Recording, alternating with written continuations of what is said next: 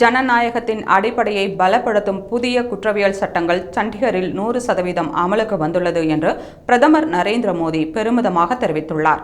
நம் நாட்டில் இந்திய தண்டனை சட்டம், இந்திய குற்றவியல் நடைமுறை சட்டம் மற்றும் இந்திய சாட்சிய சட்டம் ஆகிய சட்டங்கள் அமலில் இருந்தன.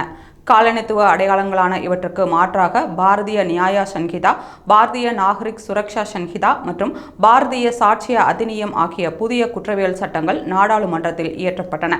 இதில் இணையவழி குற்றம், திட்டமிட்ட குற்றம் உள்ளிட்ட நவீன கால சவால்களுக்கு தீர்வு காணும் வகையில் சீர்திருத்தங்கள் செய்யப்பட்டுள்ளன. இந்த சட்டங்கள் கடந்த ஜூலை 1ஆம் தேதி நாடு முழுவதும் அமலுக்கு வந்தது. இந்நிலையில் நாட்டிலேயே இந்த 3 புதிய சட்டங்களையும் 100% அமல்படுத்திய நிர்வாகம் என்ற பெருமை சண்டிகருக்கு கிடைத்துள்ளது. இதையடுத்து சண்டிகரில் நேற்று கண்காட்சிக்கு ஏற்பாடு செய்யப்பட்டிருந்தது. இந்நிகழ்ச்சியில் ஆதாரங்களை திரட்டுவது, வாக்குமூலங்களை சேகரிப்பது உட்பட புதிய சட்டங்கள் அமல்படுத்தப்படுவது பற்றி செயல் விளக்கம் அளிக்கப்பட்டது. பிரதமர் நரேந்திர மோடி, மத்திய உள்துறை அமைச்சர் அமித் ஷா, பஞ்சாப் ஆளுநரும் சண்டிகர் நிர்வாக அதிகாரியுமான குலாப் சந்த் கட்டாரியா உள்ளிட்டோர் கண்காட்சியை பார்வையிட்டனர். பின்னர் இந்நிகழ்ச்சியில் பேசிய பிரதமர் நரேந்திர மோடி, பழைய குற்றவியல் சட்டங்கள் பிரிட்டிஷார் ஆட்சியின் போது உருவாக்கப்பட்டவை.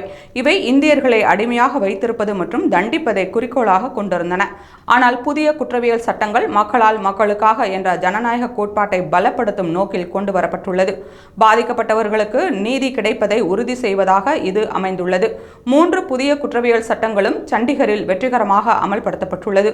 இதன் மூலம் நாட்டிலேயே 3 புதிய சட்டங்களையும் 100% அமல்படுத்திய நிர்வாகம் என்ற பெருமையை சண்டிகருக்கு கிடைத்துள்ளது.